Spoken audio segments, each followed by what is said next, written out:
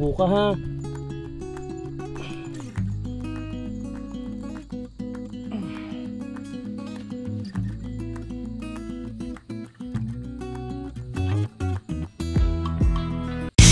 Simulan nang magkulitan kasama si Louie TV. Magandang araw mga kapanalig, welcome na naman sa panibagong vlog. Ngayon itutuloy natin yung yung naudlot na trabaho natin nung nakaraan, yung paglalagay natin ng bakod mga kapanalig. Yung ating murado, ayusin ko na. Nandiyan na si Utol, kukuha tayo ng suporta mamaya, hingi tayo ng tulong. Hatakan nga natin ng lubid para alam natin kung hanggang saan yung pinakahangganan ng lupa, no? Ayusin niya na rin yung grass cutter para magamit din dito. Tara, kaysa wala tayong gawin ngayong araw na to para matuloy na. Ha? Oo, para alam natin kung hanggang saan, para meron tayong susundan.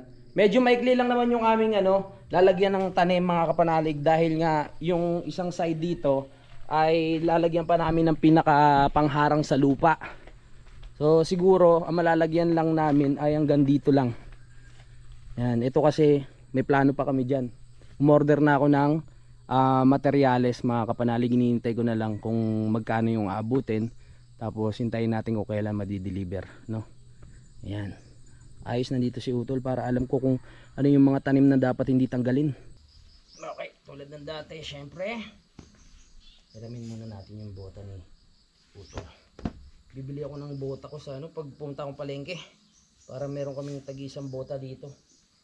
Napaka-importante talaga ng bota, dahil dito sabi ko nga may mga ahas din dito mga kapanalig, no? Delikado, nakakatakot. Tama. Oo, nandito na. Ayusin ko muna yung kasi baka mabulok na yung halaman dun. Ang tagal na yun dun mga kapanalig. Kailangan tapyasin ko lang ulit bago natin itanim. Let's G! Sugod! Para gumanda na yung pinakabakod natin dito. Woo! Nalantan na yung mga pero hindi naman maselan to Kailangan lang maitanim na agad. Nalanta na! Ayusin ko lang.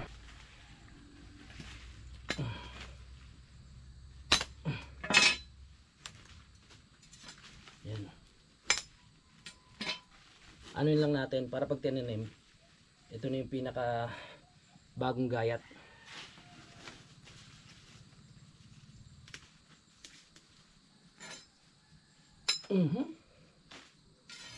Nalanta na siya.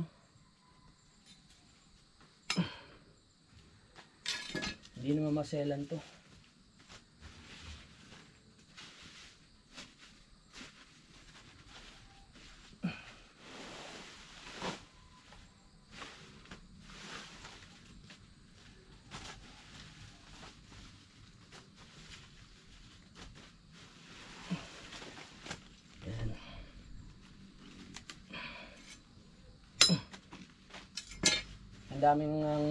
Ang daming nang nagkakagusto dito sa sa pambakod natin.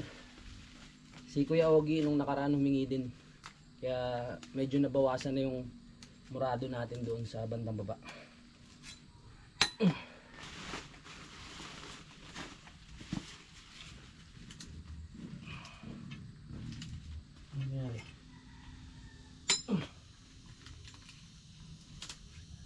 Damihan natin para na siya, dikit-dikit.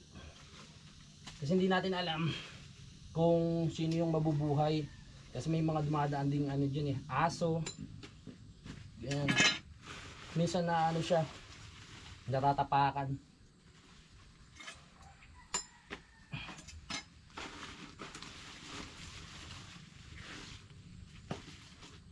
Nalanta na! Parang nalanta. Normal lang ba yun?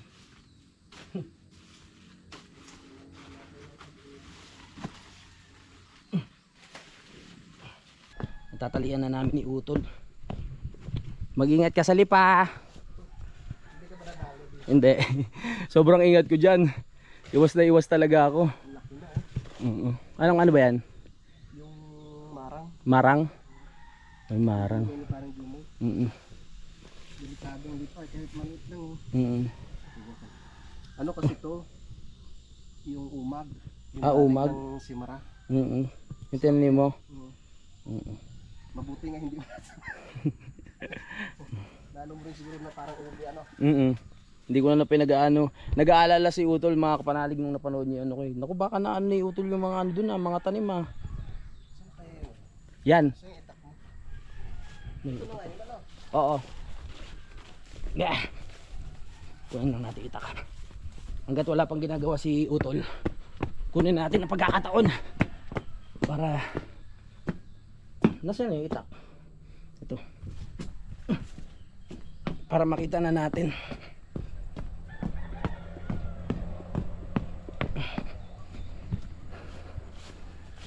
Itok! Yan tol. Ito yung pinakano. Nakita mo yung mga dito? Inaano ko nga dyan, hindi ko makita eh. Pero ayan yung pala tandaan na yan. Tumubo na nga yan.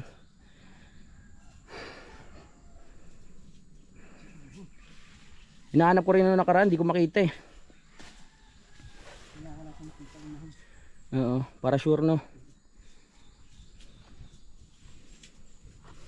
Paano ba maano tong dahon ng lipa na to? Kailangan putulin talaga siya no, hanggang doon sa ugat. O kayen. Kaso baka humina naman yung lupa. Kaya hayaan na natin ganyan. Para pag may mga pasaway dito, oh, pwede nating i-ano dyan.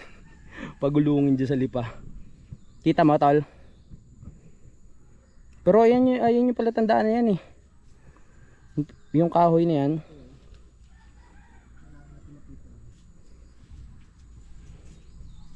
Haba pala na ito. Haba pala ng tali ni Utol. Ayun, nakita ni Utol yung ano, yung pinaka bato. Mahirap pag hindi natin makita. Oo. Nang hula lang tayo. Tala. Aray ko. Ubi. Ay, ubi pala yun, sorry. Kailangan talaga dahil ng usapang lupa. Ay ano yan? Medyo maselan. Maselan ng usapang lupa. Kailangan talagang sukat na sukat para walang problema, walang away.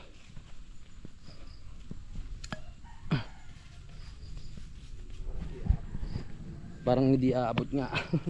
Kaya kukunin ko doon. Lalo naman. Bay, kukunin ko na lang yung tali doon. Saan? Yung linagay ko doon sa may bakod. Ah, hindi ka sharing to? Ha? Ah, meron pa doon. Yeah. Nung hindi ko pa kasi nabibili yung ano, yung side ng campsite dati, may mohon dito eh. Yung lumang mohon. Hindi ko lang alam kung nasaan. Dito sa part na yan. Kasi kung tutumbukin pa natin pinakadulo, pinakailalim pa, eh, hindi naman natin tataniman yun. Kaya mahalaga makita ko lang yung lumang mohon dito. Para hindi na tayo lumayo. Bababain natin. Magpakita ka na ha. Saan nga ba yun? Nandito yun eh. Para alam na rin natin kung saan ang hangganan. Natabunan na siya kasi syempre pag umuulan yung lupa bumababa. Saan nga ba dito yun? Natabunan na. Pero dati may palatandaan dito yun eh. Uy, may mga butas dito oh. Hindi natin alam kung anong meron dyan. Baka may mga ibang elemento o hayop na nakatira dyan.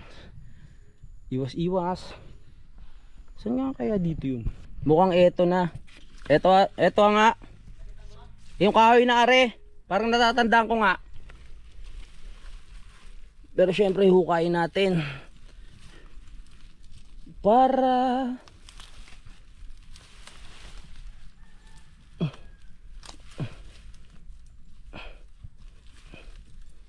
nandito. Ayan oh. Kala mo di kita makikita ha. Ito na. Katunayan. kung hanggang saan ang lupa ko. Yan po yung bilog na yan. Nakita nyo na. Alright. Nice one. So, are?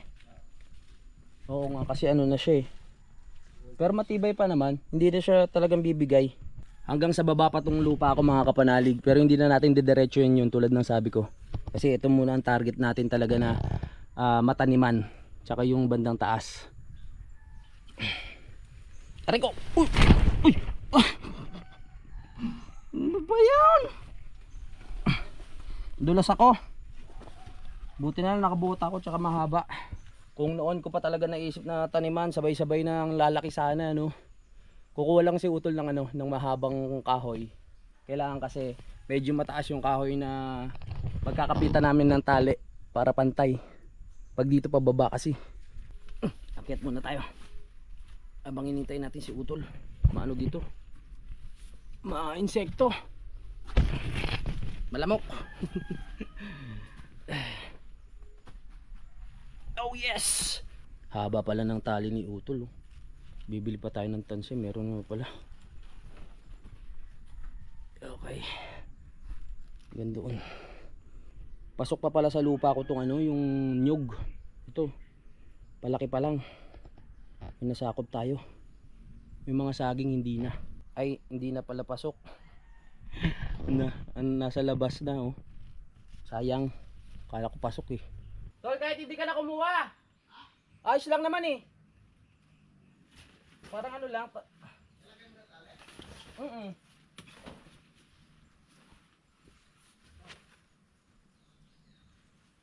Hindi sumayat? Hindi naman sayad eh. Sige. Okay.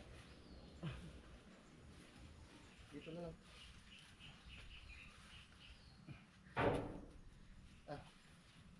Putulin na lang to. Putulin na lang?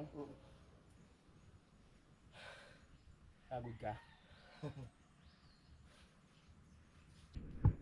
Oh, ayun na pala. Ang laki pa pala ng ano. Ang sikip na pala ng daan natin dito. Oh? Ang sikip na pala ng daan natin dito papunta sa ano, CR. Pero at least mayroong space. So ayan ang aking sakop. Ito, babakbakin na to. Dito kami maglalagay ng pinaka harang. Yung plano namin na maglagay ng harang sa lupa mga kapanalig. Yan.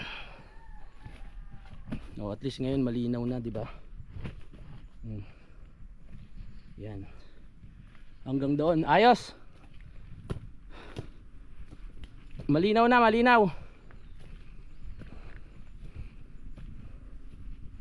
Ayos. Ayan, hanggang dyan. Ito ang tataniman. Ayos talaga pag may ano, may lubid. Ayan ah. Wala tayong magiging problema. Pantay na pantay ang hatian. Na-imagine ko na oh. Dahil alam na natin kung hanggang saan. Ayan, tataniman ko na yung mamaya. Salamat Tola. Ako na bahala. Tukoy mo na? Oo, tukoy ko na. Wala nang, hindi na tayo madedemanda. Okay. Oh, hindi pa. Oo. Alright.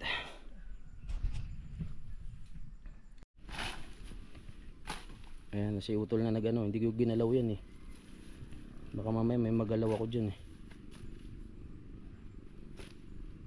Kailangan hindi siya walang sabit eh. Walang sabit. Okay na. Alright. Ayos na. Okay tol. Dahil naayos na namin ni utol yung tali, balik tayo dito. Oo. Yeah. Yan. Ito na yung mga tatanim natin. Dami pa. Nag-iisip ako kanina ng gagawin. Tapos sabi ni utol, di ba magbabakod ka pa? Sabi ko, ano? Pinaalala niyo sa akin. Ay.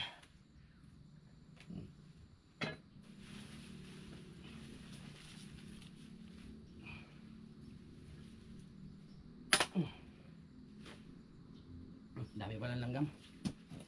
Eto na yung ating mga naayos. Tusok na lang natin yan. Ito yung mga natira. Yung maliliit na eh. Gusto ko kasi ilagay yung mga malalaki na mga kapanalig, kasi pag nag-start tayo sa maliliit katulad nito, matagal siyang tumubo. Kaya inaano ko yung malalaki na katulad nito. Ayan. Hanap muna ako ng mahabang bakal na pwede nating ipang tusok. Kailangan kasi tutusukan muna natin yung lupa bago natin itanim. Hanap mo tayong bakal. Wala akong makitang bakal ah. Yung ginamit ko nung nakaraan. Ito pwede na to. Pang tusok lang eh. Pero titingin pa tayo dito sa baba. Baka sakaling meron pang mas mahaba at malaki. Walang pantusok. Pwede na to. Sugod! Pisa natin doon sa dulo.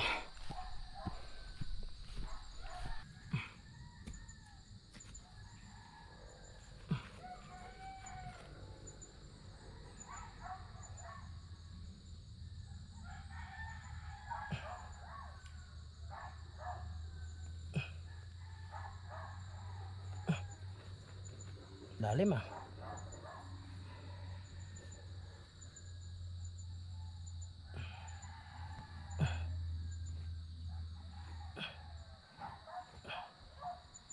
Yan.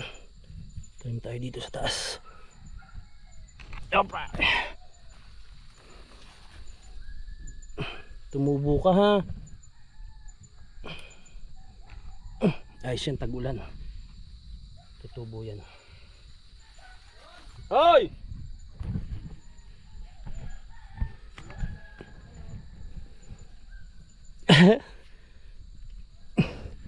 Ingat sa lipa.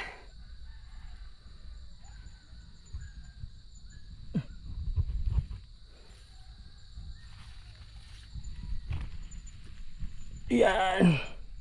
Tumubo kayo.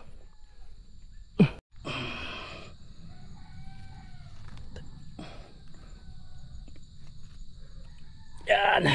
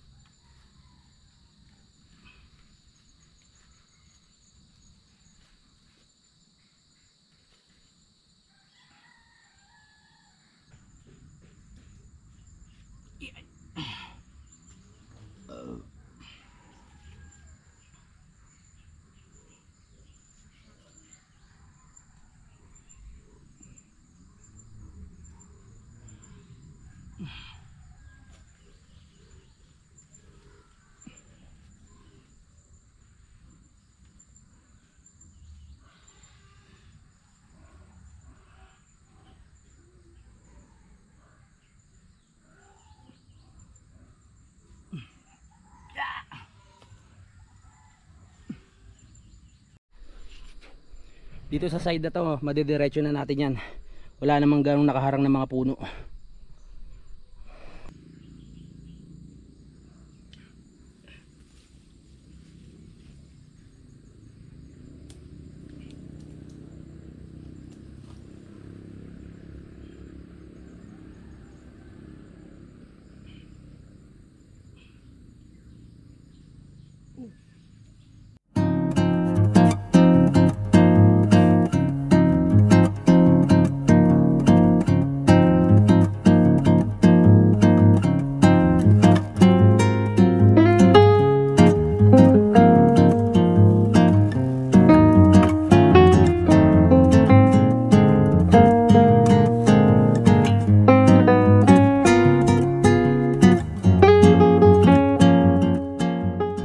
bali medyo nakakalahati na tayo. Kaso nabitin yung murado mga kapanalig, kaya kukuha pa tayo.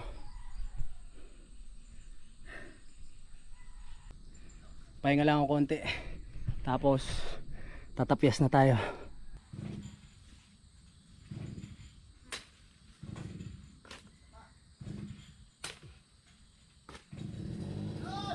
Uy, kumala! Congrats!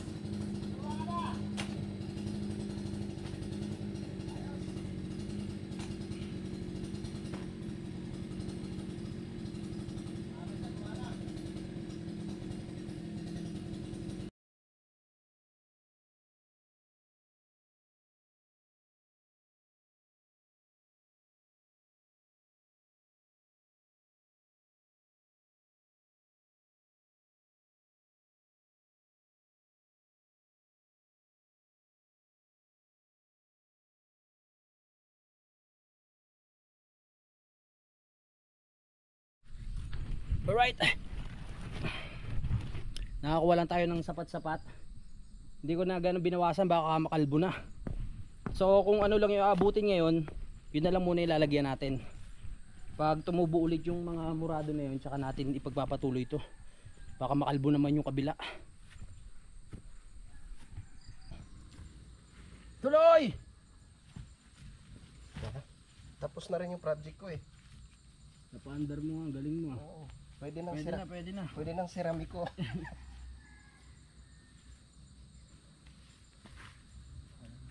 Wala kang nakitang bakal. Mas maganda to eh. Kasi ano, napapantay sa Oo, tama. tali. Oo. Diretsong-diretso ano. Baka may ano yun ha. May sobrang ano. Hindi yan, sakto yan. Mahirap na. Joke lang. Hindi pa naman final yan eh. Yeah. Pag nagawa na ng bako dyan, ano talaga, hulugan talaga yun to. Pero matagal pa yun, ito na lang mismo ano. Ano na kita?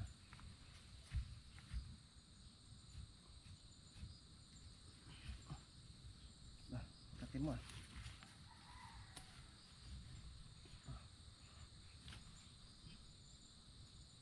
Yan.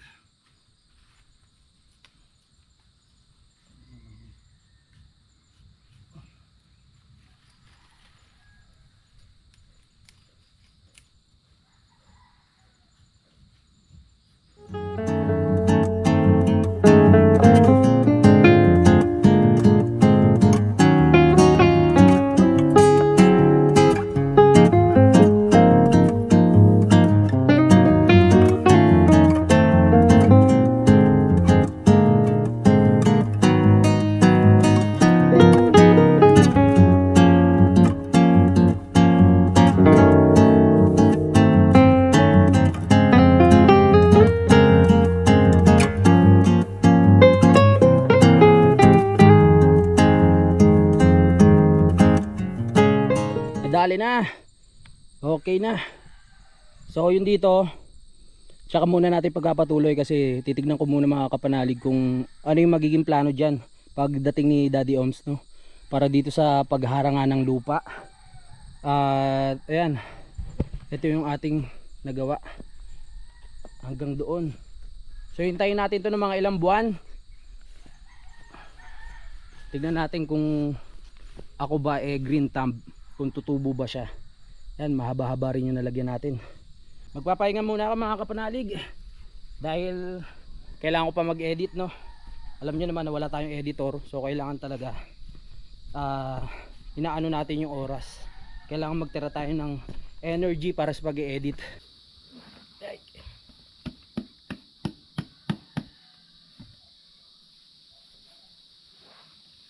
O diba?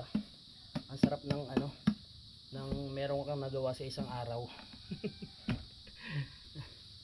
Kesa walang gawin. Dahil pag pinairal mo ang lambot ng katawan at katamaran, walang mangyayari. Dahil dyan, tara na tumagay! Joke lang, pahinga. nakapagpahinga na ako mga kapanalig. Ihahabol ko lang to para makapag-outro ako, no? Maraming salamat po sa pagsubaybay. Magkita na tayo sa next update. Simulan nang magkulitan kasama si Nuit TV.